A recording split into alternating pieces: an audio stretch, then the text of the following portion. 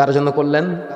কার জন্য? দুনিয়ার বাস্তবতা এটাই, দুনিয়ার বাস্তবতা এটাই। আপনি মারা গেলে আপনার সন্তান আপনাকে কবরে রেখে চলে আসবে। কেউ একটা বড় জন্য পিছনে ফিরে তাকাবে না যে আমার বাবাকে কোথায় রেখে আসলাম, আমার মাকে কোথায় রেখে আসলাম, আমার সন্তানকে কোথায় রেখে আসলাম। সবাই পর হয়ে যাবে, সবাই রেখে চলে আসবে। আপনি হয়তো মনে করতেছেন যে আমার দ্বারা দুনিয়ার সবকিছু অচল হয়ে যাবে। কেন আপনি কথা মনে করেন? আপনার চেয়ার দখল করবে আরেকজন, আপনার মোবাইল ফোন দখল করবে আরেকজন, আপনার জামাটা পরবে আরেকজন, আপনার বিছানা দখল করবে আরেকজন, আপনার স্ত্রী আবার নতুন করে বিবাহ করবে, আপনার স্ত্রী মারা গেলে আপনি নতুন করে বিবাহ করবেন। কোনো কিছু কারো কিছুর জন্য ঠেকে থাকে না, অসম্ভব হতে পারে না।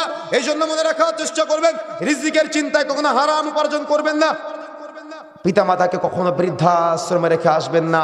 আপনার রিজিকের দায়িত্ব আল্লাহ রাব্বুল আলামিনের উপরে। রাসূলুল্লাহ সাল্লাল্লাহু আলাইহি ওয়াসাল্লাম বলছেন, 3 শ্রেণীর ব্যক্তি কখনো জান্নাতে যাবে না। তার মধ্যে 2 নম্বরটা হচ্ছে যারা পিতামাতার উপরে নাফরমান, তারা কখনো জান্নাতে প্রবেশ করতে পারবে না। ব্যর্থহীন ভাষায় বলে যেতে চাই, মনে রাখার চেষ্টা করবেন, পিতামাতা যতক্ষণ পর্যন্ত ইসলাম বিরোধী কোনো কথা না বলবে ততক্ষণ পর্যন্ত পিতামাতার কথা মতো চলতে হবে, খেদমত করতে হবে, সেবা করতে হবে। পিতামাতার কথা মতো চলতে হবে, খেদমত করতে হবে, সেবা করতে হবে। তা না হলে আপনার জান্নাত হারাম হয়ে যাবে। পিতামাতাকে তো বৃদ্ধাশ্রমে রেখে আসা বহু দূরের কথা, যদি পিতামাতা কষ্ট পেয়ে শব্দ করে, এই শব্দ করার কারণে আপনি জান্নাত লাভ করতে পারবেন না। এই যে রিজিকের চিন্তায় আপনি আপনার বাবা মাকে আজকে বৃদ্ধাশ্রমে রেখে এসেছেন, আপনি কি জানেন আপনি যখন ছোট্ট বাচ্চা অবস্থায় ছিলেন তখন আপনার আদরের মা, শীতের রাত, কত কঠিন অবস্থা। এই শীতের রাতে আমরা পানিতে হাত দিতে ভয় পাই, কিন্তু আপনি আপনার মায়ের কাপড়টা পোশাক করে ভিজিয়ে দিয়েছিলেন।